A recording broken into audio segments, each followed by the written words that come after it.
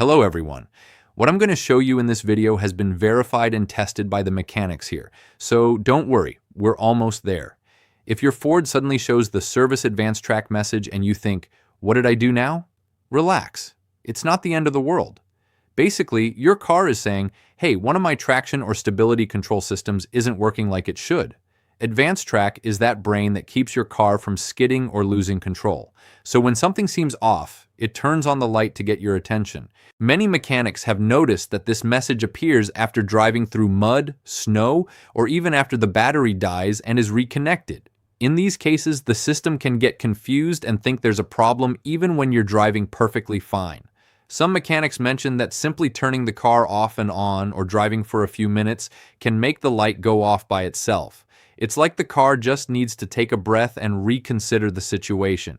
If the message doesn't go away on its own, several shop mechanics agree that the sensors are usually the main suspects.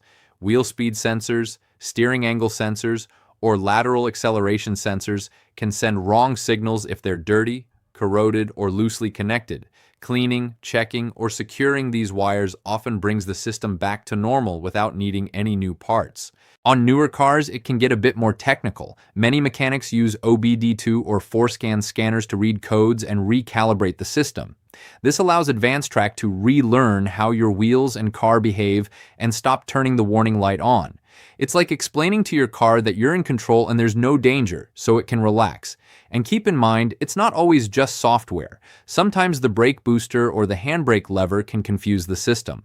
A loose connector, a pedal that doesn't fully return, or a sensor that drops out can trigger the light.